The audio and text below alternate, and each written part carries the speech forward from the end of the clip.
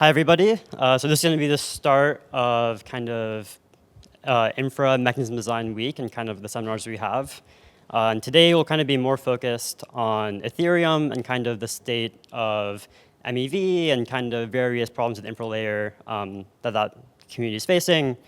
And so, I think we've kind of seen a lot of kind of market dynamics emerge over the past couple of years, and a lot of kind of debates on various parts of the stack about how we address things like builder centralization, censorship resistance, various qualms on execution tickets, and kind of different ways of doing PBS. And so to start out the week, we will have Quintus from Flashbots, he's a researcher there and kind of works on various research problems they face and how they address some of the different mechanisms to try out, basically.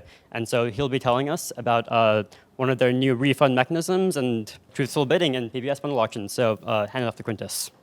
Cool.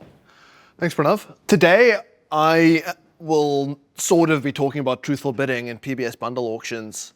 And I say sort of because what we want in practice I don't think is a really a good theoretical concept for it. And I'm just using truthful bidding as the closest thing I can get. And I'll motivate this is very interesting because it is actually something that is sort of currently live or about to be live, and is mechanism design with practical constraints, but also mechanism design in the presence of a bunch of other mechanisms influencing what you're trying to do. And I think that's interesting and hard. So flying through some context, many years ago, not that long ago, but in crypto quite a long time ago, before Flashbots existed, there were priority gas auctions in the Ethereum mempool. And there were a bunch of problems with these that I don't want to get into much, but we had congestion in the mempools, blocks are full of reverting transactions, and there were sort of incentive concerns around the incentives of validators or miners at the time and how they affect the network incentives. And so in response to this came the MEV-Geth architecture, which basically introduced this central actor that did two things. One, it provided a private channel for searchers, and if that term is new to you, then I guess you can just think of them as traders to access miners, but also this sort of private, this centralized relay that we were running was also monitoring miners to make sure that they were not abusing the trades that searchers were passing on, not front running them, for example. There were some problems with this. One was that because of the sort of trusted relationship that the relay had with miners, we couldn't operate with small miners because they didn't build up sufficient reputation to allow us to do this. But the larger problem that I want to talk about that's relevant for today's talk is that this relay was a centralized choke point. And so to move away from this, we moved to today's architecture, which we have instantiated with MEV Boost. And without giving too many words to this, because I suspect everyone sort of knows how this works, we try to get decentralization here by opening up this API and allowing any builder to sort of participate in this market with some asterisks. However, we feel that this is not sufficiently decentralized. And we think this for a couple of reasons. One is that a few actors still have a lot of influence over the market. It's not very neutral, and that's not what we'd like to have. We'd like to have more neutrality. The second is that there is a reliance on trusted relationships in this market. If you want to effectively trade on chain or do some more time and information sensitive things, you have to trust some counterparties, and sort of goes counter to the whole ethos of the space. And so I want to point you guys to two dynamics that will allow us to understand what's actually happening in the market today. The first is that the searchers that participate in a blind pay or bid auction, whereas the block builders participate in open outcry auctions. And on top of that, the searchers must go through block builders, whereas the block builders don't have to, or have fewer intermediaries to go through, and so the block builders operate with lower latency in reacting to other bids and just general information. What this leads to is an information difference. Block builders fundamentally have access to more information than searchers in this market structure. And so what we're seeing in the market is searchers trying to leverage the structural information advantage of block builders. This happens in two ways. One is that searchers end up just being block builders. They integrate, and we see this with some of the biggest block builders today, Beaverbuild and rsync, where the searcher you wouldn't consider the searcher bidding to the block builder. Instead, they just forward their bundle, their full bid, reporting their true value or whatever to the builder, and they then allow the builder to respond to other bids in this auction, trying to optimize their price and take profit. And this is more appealing than participating in the blind auction, because in the blind auction, the searcher's in this position where they have to estimate the minimum amount they have to bid. And because it's a sort of a probabilistic guess, and I guess it always is probabilistic, but it's not done with much information, there's a good chance that they overpay, missing out on some revenue, or underpay, also missing out on some revenue. But you're just sort of completely missing out the opportunity. A similar way of addressing this that's more scalable than just integrating all these searches into block builders is that searchers outsource their bidding to block builders through basically handshake deals, refund deals. And these deals work like this. Searchers give a right of first execution to block builders, meaning that they send their bundle, their transaction to this block builder and allow that block builder to use that within their block and their block uniquely. And assuming the block builder wins, they will then share back some of this profit back to the sender of this order flow.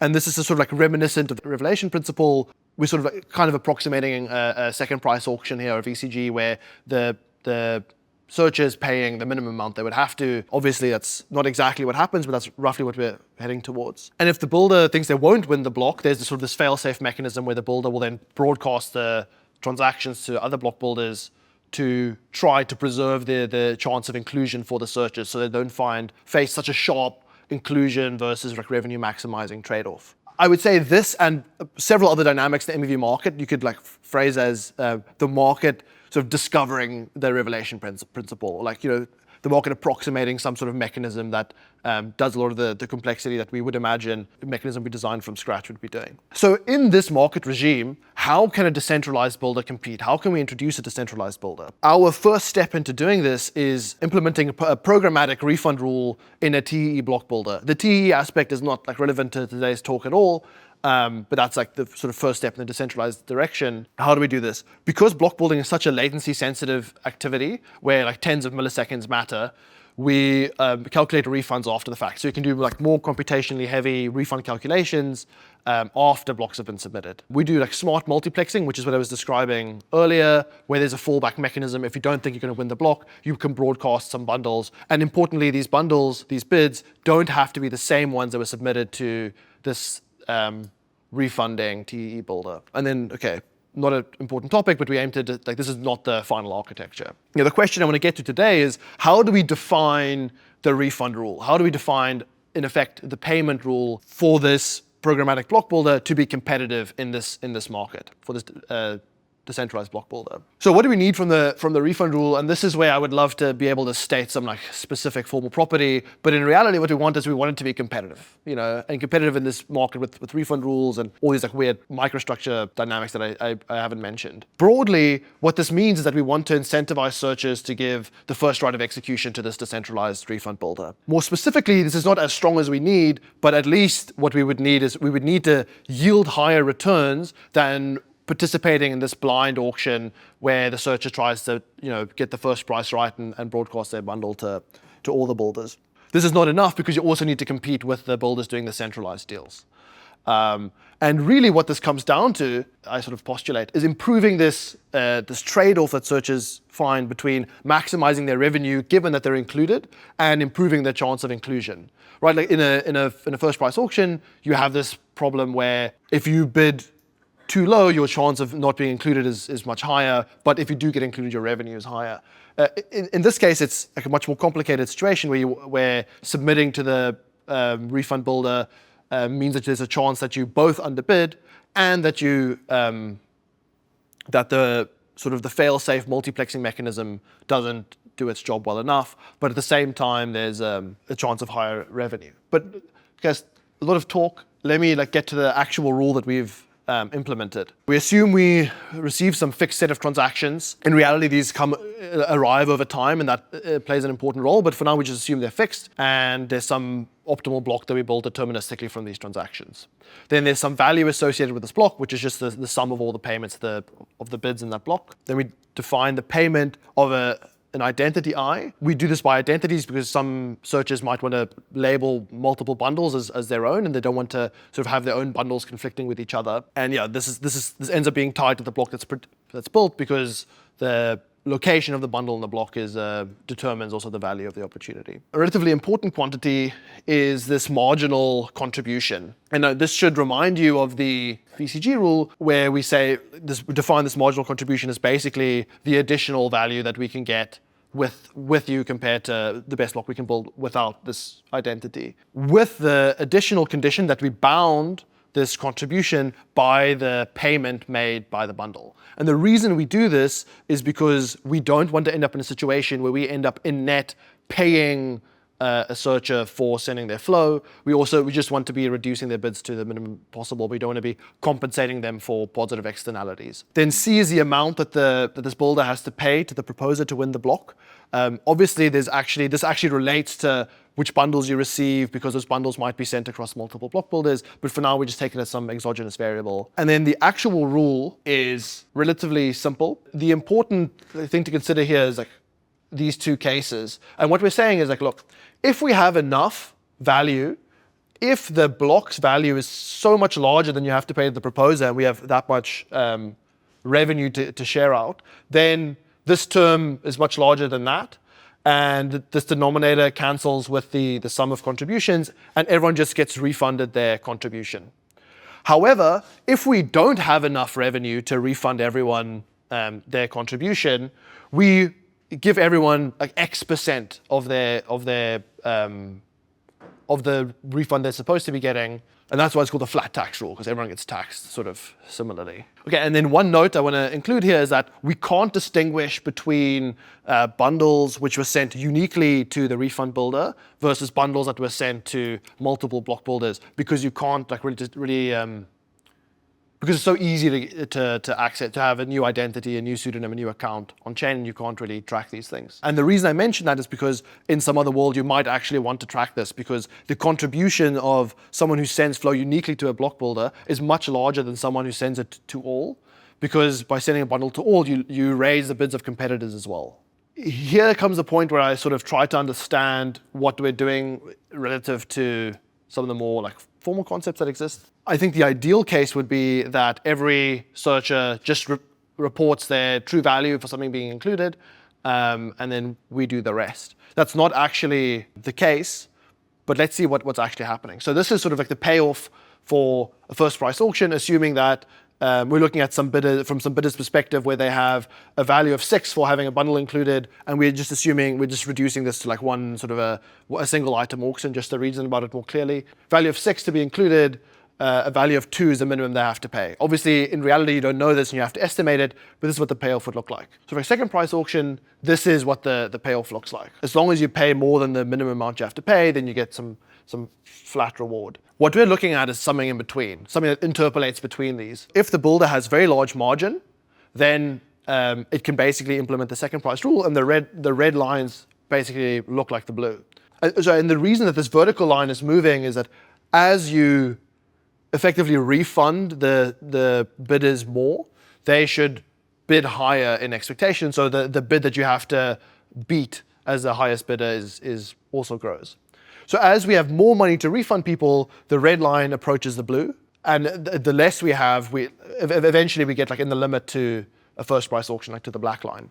Sort of one thing to point out here that's nice about the incentive properties is that you have no incentive to inflate your bids. Just like the same argument goes through for the second price auction,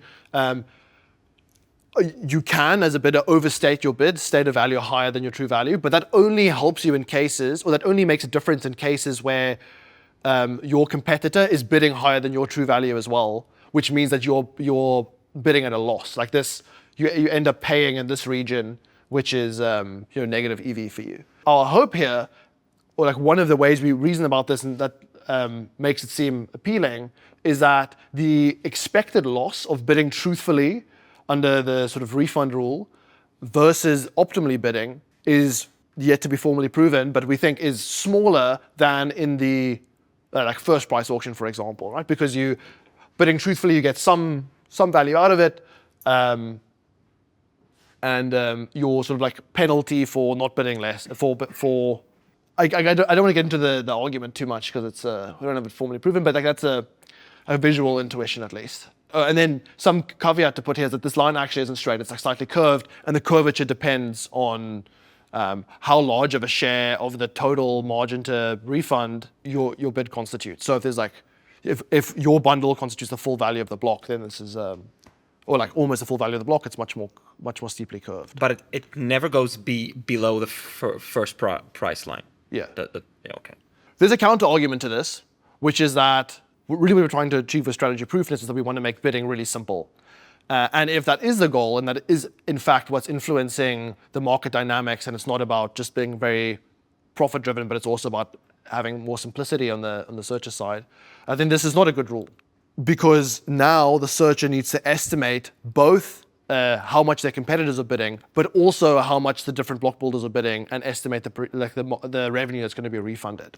One potential solution to this is to increase the window over which we consider these refunds, because it's easier to estimate the margin that the revenue that the refund builder is going to generate over a longer time period than it is over a single block. However, there's a problem here where there's a dilution of refunds issue. Like I was saying earlier, unique bundles like the blue bundle here represent more value to the refund builder than bundles that are shared across block builders. The problem is that the refund builder can't distinguish between the blue and the orange bundle. And so instead of refunding the blue bundle, the full 1 ETH that it's contributed, it needs to share that refund between the blue and the orange builders. And the larger the window, if the unique bundles don't appear very frequently, the larger the window, the more you dilute this value. So the degree to which this is a problem depends on the sort of process by which bundles arrive and how that's characterized. So one problem that we had to deal with in setting up this rule is Sybil's. And in particular, this is one attack that we at first didn't anticipate. So you can imagine some searcher valuing an arbitrage opportunity at like X plus Y. But instead of submitting a bundle and just bidding X plus Y, they submit 2 bundles. One bundle that does the arbitrage and only pays X, and then some second bundle which, if it is included, if A is included, if the arbitrage is included, pays Y. And now what the rule would do without the adjustments that we made is it would consider the contribution of bundle A as being value X plus Y. Because if you remove A, B doesn't pay either. But the rule would then also look at bundle B and say, oh, this guy is contributing Y, that's great. And then effectively refund the searcher twice for this value Y, for bundle B. And so the way we've addressed this is by just using more compute. And so we've defined a new constraint, which is a contribution of a group, defined in like basically the same way, but just for a set of identities. We implement or additionally constrain a new refund rule by saying that the refunds for any set of identities cannot exceed the contribution of that set of identities. And then what we do is we say, okay, well, and then the refund rule that we then implement is the closest we can get to the original refund rule I told you guys about, given these constraints. And that is not very scalable, but we can do it at the sort of transaction arrival rate in Ethereum. It's fine. Or like the number of transactions per block. Okay, that's it. I included a link to our docs because this is actually implemented if you were curious. A bunch of different things to work on. I think the most interesting thing here is that there seems to be this kind of trend in the MEV market where we have a bunch of different mechanisms, a bunch of different auctions all happening at once. And what seems to be the case, even if you're looking at relays as well, is that the economic activity and the way where people are trying to make decisions ends up moving to where the most information is. And so when you have these like multiple auctions put together, like the pay or bid auction for searcher bundles and the block auction, the one auction sort of ends up, or the one mechanism ends up sort of being consumed by the other. And trying to understand how this works, I think would be really interesting. Yes. Any questions? So when a bundle is submitted, can anyone else see that the bundle is submitted, or is it just like Flashbots that sees it? So the question is, when a bundle is submitted, can anyone see it? The bundle is submitted? The answer is no, with some caveats. You can indirectly extract some information. So like if a block builder updates its bid in the like open outcry auction, then we can maybe like extrapolate some information from that. But especially with the TEE builder, the idea is that even Flashbots doesn't know. There's some like process that's running and that information's private, yeah. Because if that was true, then you could just block someone else's refund by submitting the same bundle that they submitted. Yeah. Like griefing them, basically. I don't think there's any such thing as strategy proofness in practice. We don't have independent private values. People have incentives to grief each other. It's Can you go back to the slide where you first define this whole setup, like you define the muse and stuff? So one question that confused me, when you define V of t, does that take into account the little b's, or that's sort of distinct from the little b's? V of t is the sum of the small b's. Okay, all right, sounds good. Okay. Then the main question I have is with respect to little c, because I imagine you do something like, where does little c come from? I guess in your implementation, I'm curious about. Like, do you have some guess of what the competition is going to be, or so some guess of what what's going to be? About what little c is going to be? Yeah. So little c comes from a separate module that we run that monitors the market, takes in information about builder bids at other relays, maybe some other information, and then puts out a bid.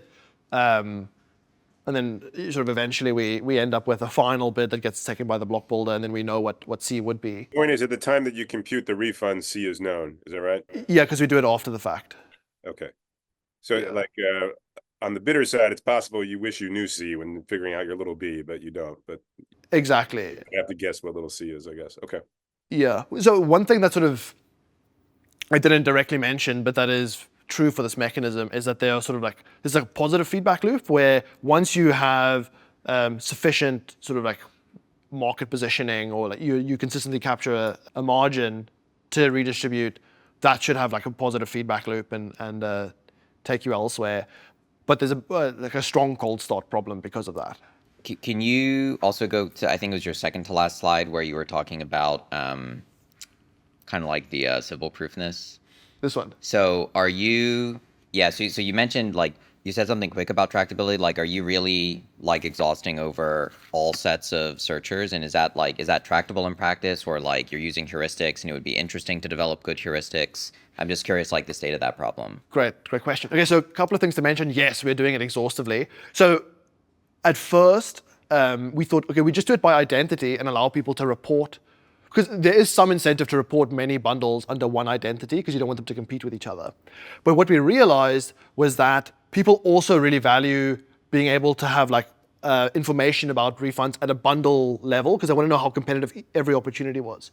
And so what people told us they would do is they would just submit all the bundles under different identities and force us into the worst case here. So we just do the worst case computation anyway, so we can give this information to people while still allowing them to report things under one identity, because then at least we have the identity to associate these bundles. Now, one thing that I would like to spend more time thinking through is the impact of this optimization. So there's two reasons you want to think about it. One is, firstly, do we ever hit this constraint in practice without someone actually trying to break the mechanism? Are there sufficient positive externalities between bundles or whatever for that to be the case?